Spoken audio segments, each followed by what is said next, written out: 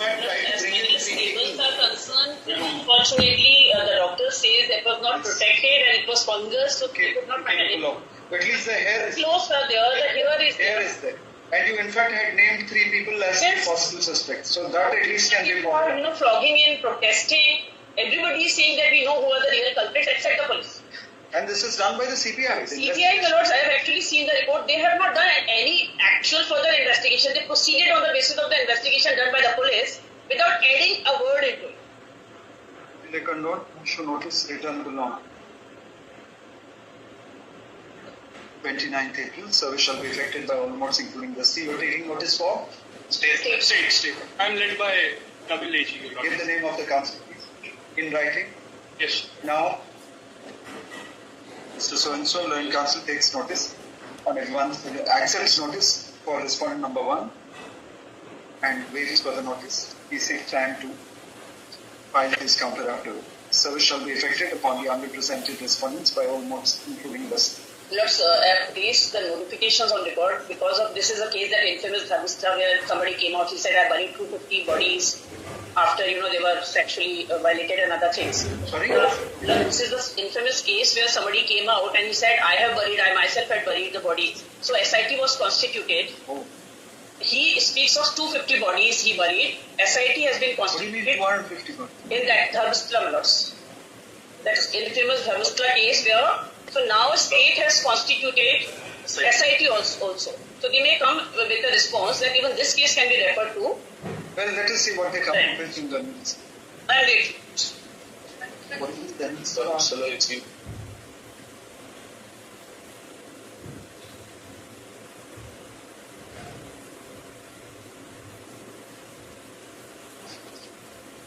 I go. This kind of news has become so regular that one has difficulty in recalling the kind of ghastly things that you read. In fact, I make it a point not to watch news before I go to bed. And I was reading this in all probability have nightmares. In fact, when I was reading this statement of the SHO, but there were no recovery of dead bodies in that case, Dharmasthala case. No, now SIT has been constituted. SIT has been constituted, but they dug up the whole thing. They recovered some 17 odd bodies. So 17 odd bodies. In fact, when I was reading the statement of the SHO in this case, he says I did not seize the CCTV footage. DNA, girls, umbrella was missing. So that it's such a faulty or maybe deliberately faulty. I would say that's why so many rapes are happening in this country because if the police is not doing their job properly. But I'm so very grateful for the cognizance. Great. But this just read.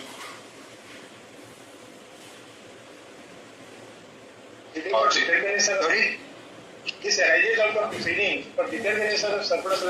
ಇವತ್ತು March 23, 2026 ಎಲ್ಲ ಸೌಜನ್ಯ ಹೋರಾಟಗಾರರಿಗೂ ಖುಷಿ ಪಡುವಂತಹ ದಿವಸ. ಯಾಕೆಂದರೆ ಸೌಜನ್ಯನ ಅತ್ಯಾಚಾರ ಮತ್ತು ಕೊಲೆ ಪ್ರಕರಣದಲ್ಲಿ ಸುಪ್ರೀಂ ಕೋರ್ಟಿನಲ್ಲಿ ಒಂದು ಮಹತ್ತರವಾದ ಬೆಳವಣಿಗೆ ಆಗಿದೆ.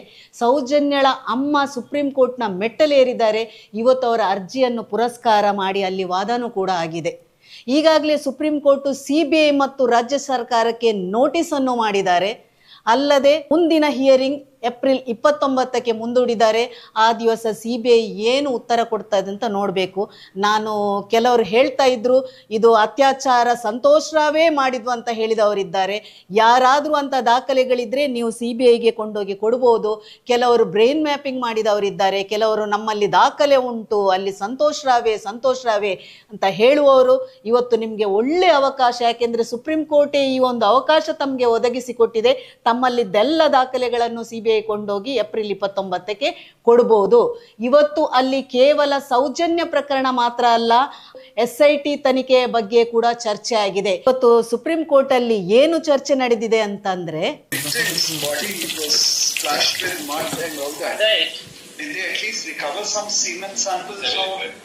ಸುಪ್ರೀಂ ಕೋರ್ಟ್ ಅಲ್ಲಿ ಜಡ್ಜ್ ಕೇಳ್ತಾರೆ, ಆ ಮೃತಳ ದೇಹದಲ್ಲಿ ಮಣ್ಣಿತ್ತು, ಕನಿಷ್ಠ ನೀವು ಸೀಮನ್ ಕಲೆಕ್ಟ್ ಮಾಡಿದ್ದೀರಾ ಅಂದರೆ ಅಲ್ಲಿನ ವೀರ್ಯವನ್ನು ಕಲೆಕ್ಟ್ ಮಾಡಿದ್ದೀರಾ ಅಂತ ಕೇಳಿದ್ರು.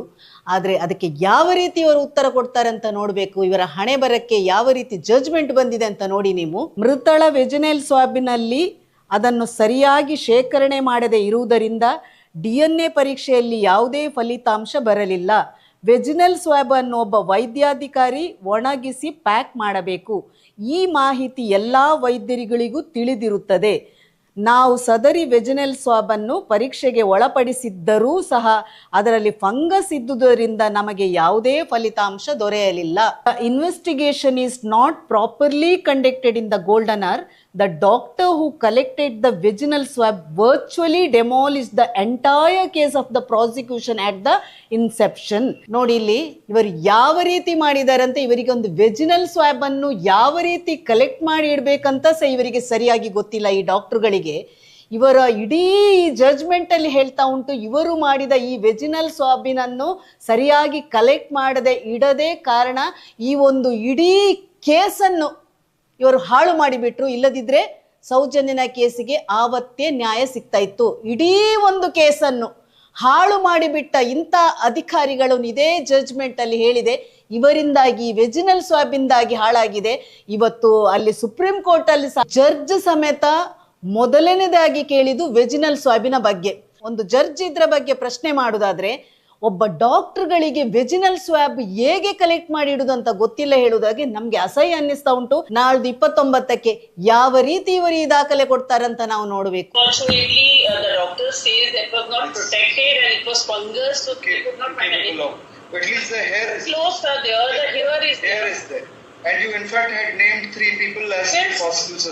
ಜಡ್ಜ್ 3 ಸಂಶಯಾಸ್ಪದ ವ್ಯಕ್ತಿಗಳ ಬಗ್ಗೆ ನೀವು ವ್ಯಕ್ತಪಡಿಸಿದ್ದೀರಿ ಅಂತ ಇವತ್ತು ಹೇಳಿದ್ರು.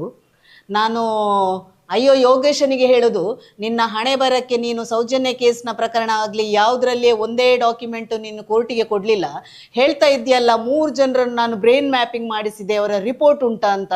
ಈಗಲಾದರೂ ಆ ರಿಪೋರ್ಟನ್ನು ಕೊಂಡೋಗಿ ಕೊಡಿ. ಯಾಕೆಂದರೆ ಇವತ್ತು ಸುಪ್ರೀಂ ಕೋರ್ಟಲ್ಲಿ ಆ ಸಂಶಯಾಸ್ಪದ ವ್ಯಕ್ತಿಗಳ ಬಗ್ಗೆ ಚರ್ಚೆ ಆಗುವುದಾದರೆ ಕೇವಲ ನೀವು ಬ್ರೈನ್ ಮ್ಯಾಪಿಂಗ್ ಮಾಡಿದ್ದೇವೆ ಅಂತ ಹೇಳಿಕೊಂಡು ಮನೆಯಲ್ಲಿಟ್ಟು ಕೂತ್ಕೊಳ್ಳೋದಲ್ಲ, ಇನ್ನೂ ಸಹ ನಿಮಗೆ ಕೊಂಡೋಗಿ ಸುಪ್ರೀಂ ಕೋರ್ಟಿಗೆ ಕೊಡ್ಬೋದು. ಅದನ್ನು ಕೊಂಡೋಗಿ ಕೊಡ್ಲಿ. ಅಯ್ಯೋ ಯೋಗೇಶನಿಗೆ ಬೇರೆ ಏನು ಕೆಲಸ ಇಲ್ಲದಿದ್ರು, ಎಲ್ಲೆಲ್ಲಿ ಅವರು ಅಲ್ಲಿ ಇದ್ರು ಇಲ್ಲಿದ್ದರು ಅಂತ ಎಲ್ಲೆಲ್ಲ ಕೂತು ಮಾಧ್ಯಮದಲ್ಲಿ ತೋರಿಸುವ ಬದಲು ಈಗ ಇನ್ನು ಉಂಟು ಟೈಮ್, ಅದಕ್ಕೆ ಕೊಂಡೋಗಿ ಆ ಒಂದು ಬ್ರೈನ್ ಮ್ಯಾಪಿಂಗ್ ಡಾಕ್ಯುಮೆಂಟ್ ಅನ್ನು ಕೊಂಡೋಗಿ ಕೊಡಿ. ಹೈಕೋರ್ಟ್ ಅಲ್ಲಿ ಈವರೆಗೆ ಆ 3 ಸಂಶಯದ ವ್ಯಕ್ತಿಗಳ ಯಾವುದೇ ದಾಖಲೆಯನ್ನು ಅಯ್ಯೋ ಯೋಗೇಶ ನೀನು ಕೊಂಡೋಗಿ ಕೊಡ್ಲಿಲ್ಲ. ಈಗಲಾದ್ರೂ ನೀನು ಆ 3 ಜನರನ್ನು ಮಾಡಿದ ತನಿಖಾ ವರದಿ ಮತ್ತೆ ನಿನ್ನಲ್ಲಿದ್ದ ಬ್ರೈನ್ ಮ್ಯಾಪಿಂಗ್ ನ ಎಲ್ಲಾ ದಾಖಲೆಗಳನ್ನು ಕೊಂಡೋಗಿ ಸುಪ್ರೀಂ ಕೋರ್ಟಿಗೆ ಕೊಡು.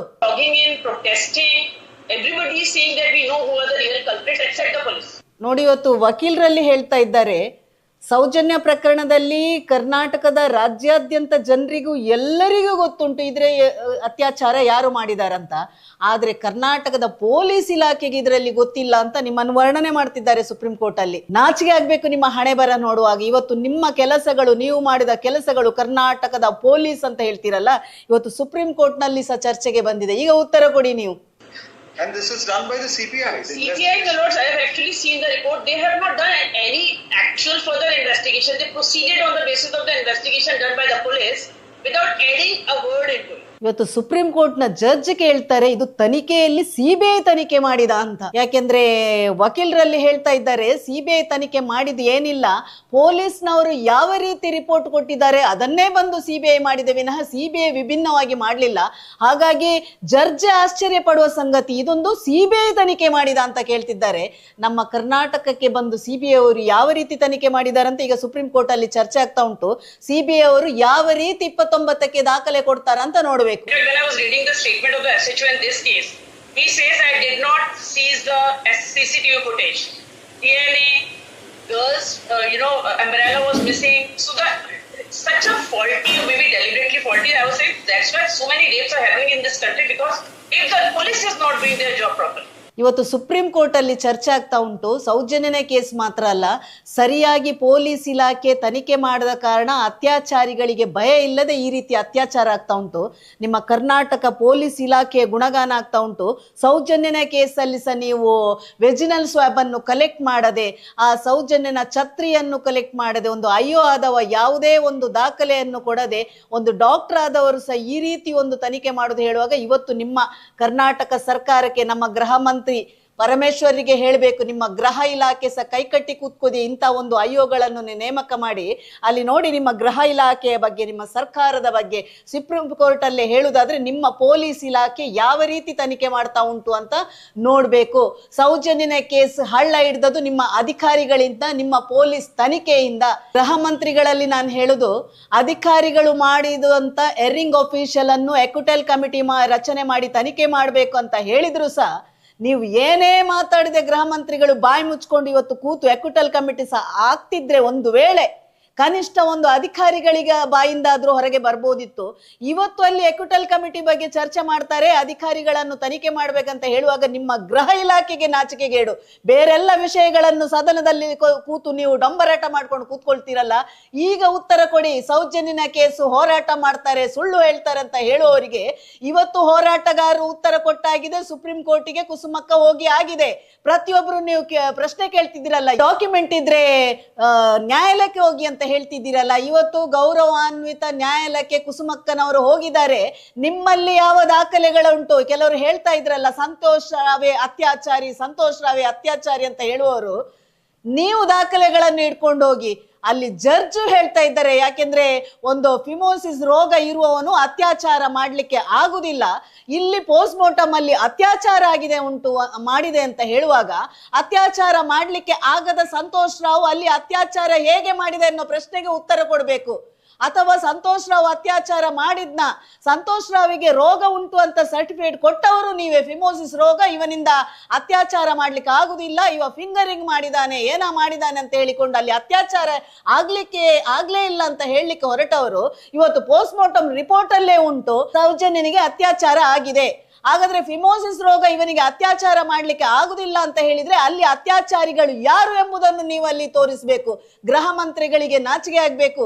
SIT ತನಿಖೆಯ ಬಗ್ಗೆ ಆಗ್ಲಿ, ಸೌಜನ್ಯನ ವಿಷಯ ಆಗ್ಲಿ ಒಂದು ಸುಪ್ರೀಂ ಕೋರ್ಟ್ ಅಲ್ಲಿ ಚರ್ಚೆ ಆಗ್ತಾ ಉಂಟು ಅಂತ ಹೇಳುವಾಗ ನಿಮ್ಗೆ ಇದು ಮುಖಕ್ಕೆ ಹೊಡೆದಾಗೆ ಆಗ್ಬೇಕು, ಕಪಾಳಕ್ಕೆ ಹೊಡೆದಾಗೆ ಆಗ್ಬೇಕು. ಯಾಕೆಂದ್ರೆ ನೀವು ಸರಿಯಾಗಿ ತನಿಖೆಯಲ್ಲಿ ಮಾಡ್ತಿದ್ರೆ, ಅಧಿಕಾರಿಗಳು ತನಿಖೆ ಮಾಡ್ಲಿಲ್ಲ, ಅಧಿಕಾರಿಗಳನ್ನು ನೀವು ತನಿಖೆ ಮಾಡ್ತಿದ್ರೆ ಇವತ್ತು ಸೌಜನ್ಯನ ಕೊಲೆ ಮತ್ತು ಅತ್ಯಾಚಾರಿಗಳು ಸಿಕ್ತಾ ಇದ್ರು. 29th April, service shall be affected by all modes including the CEO taking notice for Supreme Court April 29ಕ್ಕೆ ನೆಕ್ಸ್ಟ್ ಹಿಯರಿಂಗ್ ಡೇಟ್ ಕೊಟ್ಟಿದೆ. CBI ಮತ್ತು ಸರ್ಕಾರಕ್ಕೆ ನೋಟಿಸ್ ಕೊಟ್ಟಿದೆ.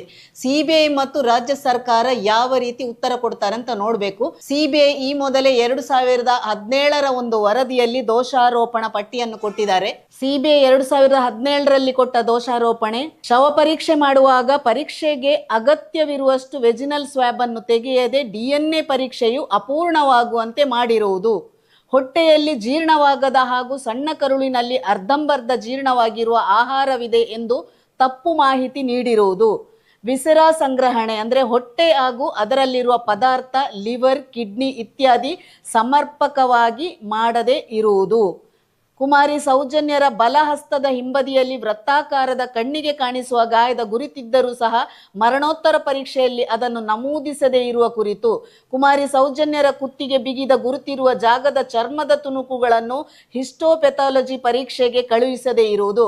2017ರಲ್ಲಿಯೇ CBI 5 ದೋಷಾರೋಪಣೆಯನ್ನು ಮಾಡಿದೆ. ಆದರೆ 2017ರಲ್ಲಿ CBI ದೋಷಾರೋಪಣೆ ಪಟ್ಟಿ ಮಾಡುವಾಗ ಈ ಅಧಿಕಾರಿಗಳನ್ನು ತನಿಖೆ ಮಾಡಬೇಕು ಅಂತಲ್ಲ ಅದರಲ್ಲಿ ಬರೆದಿದೆ. Doctor Adam, doctor Rashmi, Yogesh ಅನ್ನು.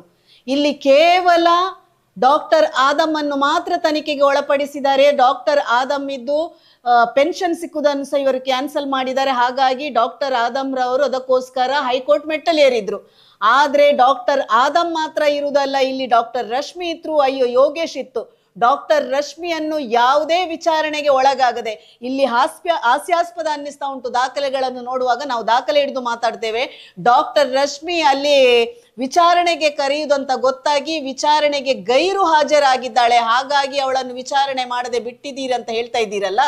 ಡಾಕ್ಟರ್ ರಶ್ಮಿ ಆ ಟೈಮಲ್ಲಿ ತಾನೊಂದು ಸ್ನಾತಕೋತ್ತರ ಪದವಿ ಮಾಡ್ತೇನೆ ಅಂತ ಹೋಗಿದ್ಲು. ನಿಜವಾಗಿ ರೂಲ್ಸ್ ರೆಗ್ಯುಲೇಷನ್ ಅಲ್ಲಿ ಒಂದು ಡಾಕ್ಟರ್ ಸ್ನಾತಕೋತ್ತರ ಪದವಿ ಮಾಡ್ಲಿಕ್ಕೆ ಹೋಗುದಾದ್ರೆ ಅವಳು ಕನಿಷ್ಠ 5 ವರ್ಷ ಅಲ್ಲಿ ಸರ್ವಿಸ್ ಆಗಿರ್ಬೇಕು. ಅವಳು ಆ ಒಂದು ಆದೇಶವನ್ನು ಉಲ್ಲಂಘನೆ ಮಾಡಿ ಹೋದದಕ್ಕೆ ಇವರು ಅವಳಿಗೆ ಅಲ್ಲಿ ವಜಾ ಮಾಡಿದ್ರು ಕೆಲಸದಿಂದ. ಅದೇ ವಜಾ ಮಾಡಿದ ಒಬ್ಬ ಅಧಿಕಾರಿ ಸರ್ಕಾರದ ಅಧೀನ ಕಾರ್ಯದರ್ಶಿ ಮಂಚೇಗೌಡ ಅನ್ನೋ ಅಧಿಕಾರಿ ಒಂದು ಆದೇಶ ಹೊರಡಿಸಿದ್ದಾನೆ, ಯಾವ ರೀತಿ ಒಬ್ಬರನ್ನು ನಾವು ವಜಾ ಮಾಡ್ಬೋದು ಅಂತ. ಆ ವಜಾ ಮಾಡ್ಬೋದಂತ ಅಧಿಕಾರಿ ವಜಾ ಮಾಡಿದ ಮೇಲೆ ಆ ಅಧಿಕಾರಿಯೇ ಆ ಆದೇಶವನ್ನು ಉಲ್ಲಂಘನೆ ಮಾಡಿ ಪುನಃ ರಶ್ಮಿಯನ್ನು ಕೆಲಸಕ್ಕೆ ತಗೊಂಡಿದ್ದಾರೆ. ಹಾಗಾದ್ರೆ ಈ ಕೇಸಲ್ಲಿ ಕೇವಲ ಆದಮ್ ಮಾತ್ರ ಅನ್ವಯ ಆಗ್ತದ, ಡಾಕ್ಟರ್ ರಶ್ಮಿಯನ್ನು ಯಾಕೆ ಬಿಟ್ಟಿದ್ದಾರೆ? ಅಲ್ಲಿ ಕೊಟ್ಟ ಮಾಹಿತಿ ನೋಡುವಾಗ ನಮ್ಗೆ ನಗು ಬರ್ತಾ ಉಂಟು. ಅವರು ಗೈರು ಹಾಜರಾಗಿದ್ದು, ಹಾಗಾಗಿ ತನಿಖೆ ಮಾಡಲಿಲ್ಲ. ಹಾಗಾದ್ರೂ ಒಬ್ರು ಅಧಿಕಾರಿಗಳು ಯಾರನ್ನಾದ್ರೂ ಕೊಲೆ ಮಾಡಿ ಗೈರು ಹಾಜರಾಗಿದ್ರು ಅವರನ್ನು ತನಿಖೆಗೆ ಒಳಪಡಿಸ್ಲಿಕ್ಕೆ ಇಲ್ವಾ?